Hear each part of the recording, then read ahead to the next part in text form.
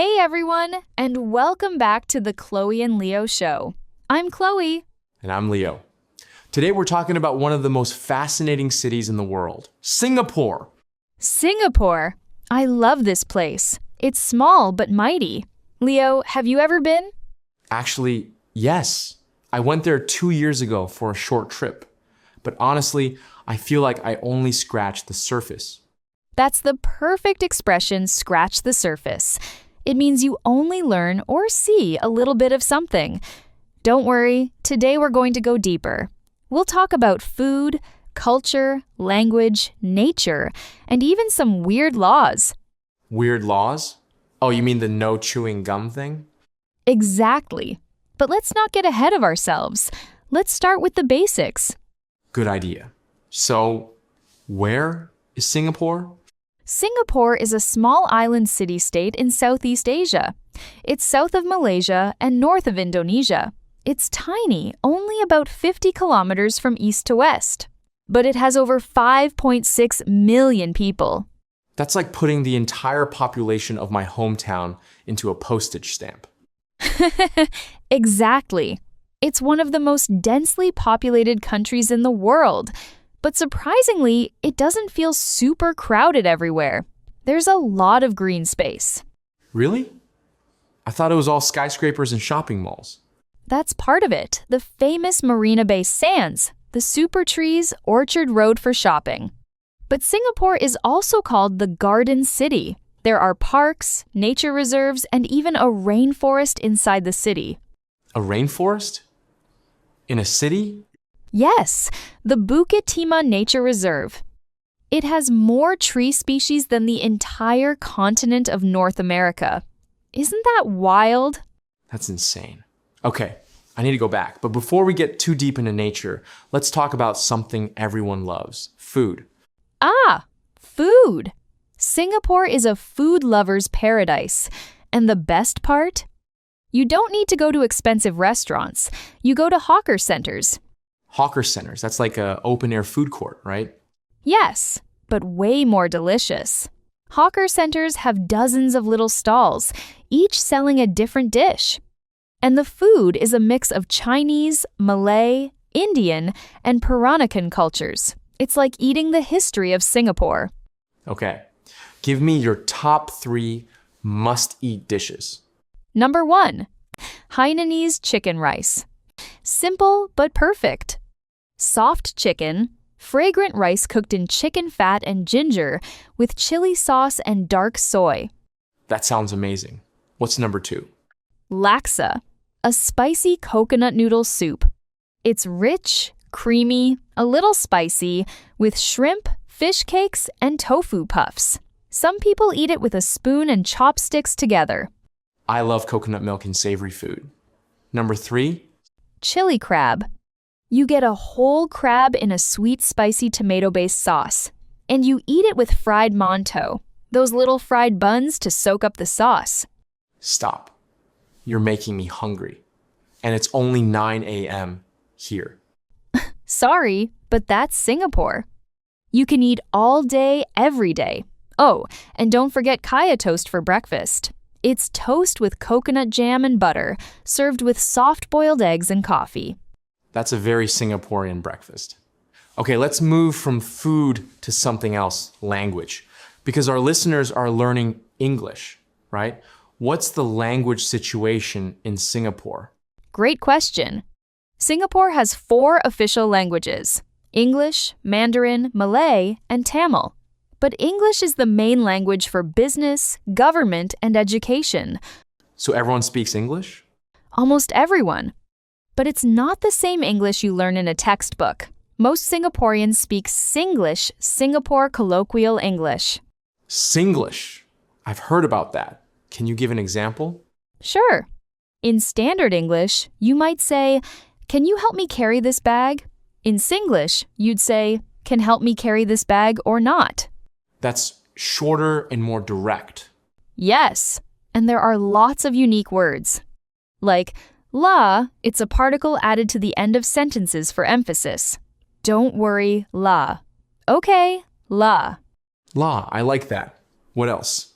Shiok means delicious or awesome. This laksa is shiok. Alamak is like oh no, or oh my goodness. And kiasu, that's a Hokkien word. It means afraid to lose, so people act competitively or grab everything first. I think I have a little kiasu in me. Don't we all? But Singlish is so expressive. And even though schools teach standard English, almost everyone uses Singlish in daily life. That must be confusing for learners. A little, but if you understand a few key phrases, you'll be fine. And Singaporeans are very friendly. They'll switch to standard English if they see you're struggling. Good to know. Now, let's talk about culture and rules. Because Singapore has a reputation for being strict. Yes, and some of it is true. For example, chewing gum is banned. You can't sell it. If you bring it in for personal use, it's okay, but you can't buy it there. Why? Too much gum stuck on sidewalks? Exactly. In the 1990s, people put gum on train door sensors, causing delays. So the government said no more gum, and it worked. What about other things? I heard littering is a big deal. Huge. If you throw a cigarette butt on the street, the fine can be 300 Singapore dollars or more. For more serious littering, you might have to do corrective work order, cleaning a public area in a bright green vest. That's embarrassing. I would never litter there. And no eating or drinking on the MRT, that's the subway. No durians either, because of the smell. Durians are that spiky fruit that smells like rotten onions and gym socks. Some people love it, some people hate it. But on the train, big no. So Singapore is clean and safe because of these rules. Yes, and it works. You can walk alone at 2 a.m. in most places and feel safe. Crime is very low, but there are also things people criticize, like the death penalty for drug trafficking and restrictions on free speech. That's important to mention. No place is perfect. Right. We're not saying Singapore is utopia, but for travelers and English learners, it's a fascinating place to visit. Let's switch to something lighter attractions. Yes! What should a tourist do first? Marina Bay Sands. That's the famous hotel with a ship on top. You can go to the observation deck for a stunning view. At night, there's a light and water show called Spectra. And the super trees at Gardens by the Bay? Absolutely. Those giant metal trees with plants growing on them. At night, they light up and have a music and light show called Garden Rhapsody. It's free. Free? In an expensive city? Free. The outdoor gardens are free. Only the indoor conservatories cost money.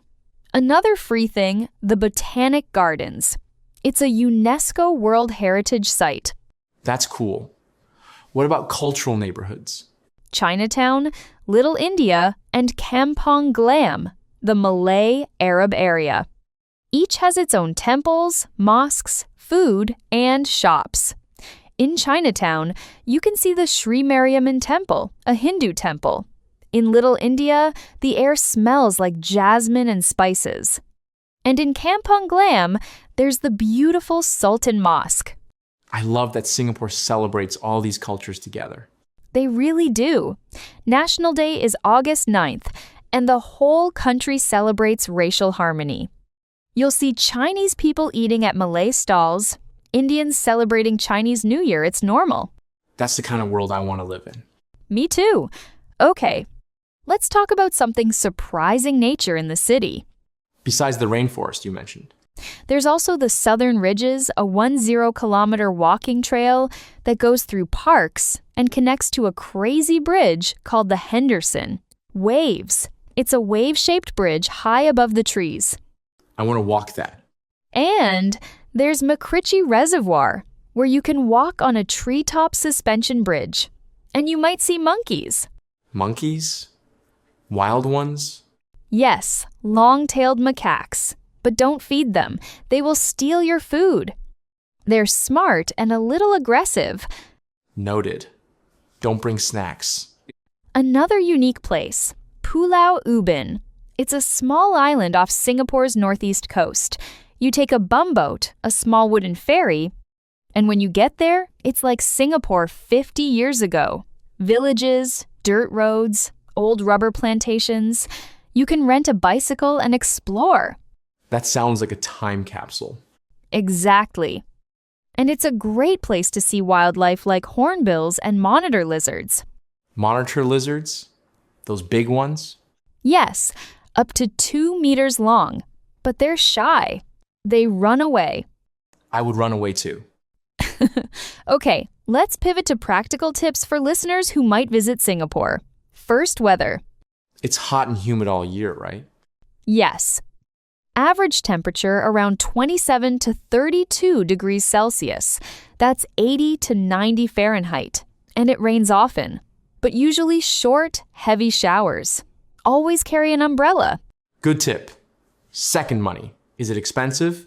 It can be. Accommodation is pricey. A hotel room can cost $150 to $300 USD per night for a basic one.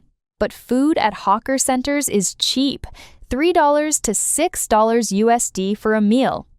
Public transport is also cheap and excellent. So you can save on food and transport, but hotels cost more. Yes. Also, alcohol is very expensive because of high taxes. A beer at a bar might be $10 USD. So, drink less, eat more. I like that trade-off. Next tip, get an EasyLink card for the MRT and buses. Or just use your contactless credit card. Very convenient. And no tipping? No tipping. Most places add a 10% service charge and 9% GST goods and services tax. So the price you see is not the final price, but you don't need to tip extra. What about plug adapters? Singapore uses Type G, same as the UK. Yes, 3 square prongs. Bring an adapter if your devices use different plugs. Voltage is 230 V. Good to know. Now, let's talk about something very Singaporean, the fear of missing out, or FOMO. But here, it's like queuing. Oh, queuing. Singaporeans love to queue. If there's a long line for food, it must be good. You'll see people lining up for 30 minutes for chicken rice. And they're patient. I would queue for good food. What about the chope culture? Ah, chope. That means reserving a table. In a hawker center, you put a packet of tissues on the table to say, "This seat is taken." Then you go order food. Very common. If you see tissues on an empty table, don't sit there. That's hilarious. Tissues as a reservation system. It's efficient, and no one steals the tissues. Okay, I have a random question. What's the deal with the merlion? The merlion is Singapore's mascot, half lion, half fish. The lion represents the original name Singapura, which means Lion City. The fish represents the old fishing village. There's a big merlion statue at Marina Bay. It spits water into the bay. Tourists take funny photos pretending to drink the water. Classic. Is it worth seeing? For a photo, yes. But don't expect a grand attraction. It's just a statue, but it's iconic. Got it. Now, let's think about our listeners who are learning English. How can visiting Singapore help them practice? Great question. Because Singapore is English-speaking but with local flavor, you can practice ordering food in English. You'll hear different accents, Chinese, Indian, Malay, and also British-influenced English. And because it's a global city, you'll meet people from all over the world. And you can learn a few Singlish phrases to sound friendly. Exactly. Try saying thank you or can or not. People will smile. What about cultural do's and don'ts? Do take off your shoes before entering someone's home or a temple or mosque. Do use your right hand to give or receive money in Indian or Malay contexts. Don't point your feet at religious statues. Don't touch people's heads that's considered sacred in some cultures. basic respect goes a long way. Yes, and Singaporeans are generally very polite. They say please and thank you a lot. But they're also direct. If they say can, it means yes. If they say cannot, it means no. No beating around the bush. That's helpful for learners. Clear communication. All right, we've covered a lot. Let's do a quick recap for our listeners. Good idea. One, Singapore is a small but diverse city-state in Southeast Asia. Two, food is cheap and amazing at hawker centers. Must try: chicken rice, laksa, chili crab. Three, language is mostly English, but Singlish adds flavor. Learn La, Shiok, and Kiasu. Four, strict laws keep the city clean and safe. Don't litter, don't chew gum on the MRT, and don't bring drugs.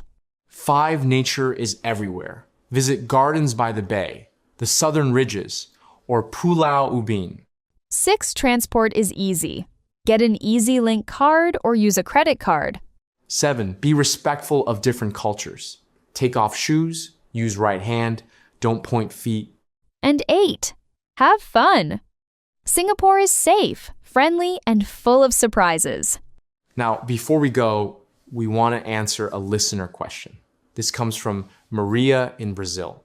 She asks, how do I practice English listening and speaking if I can't travel to an English-speaking country?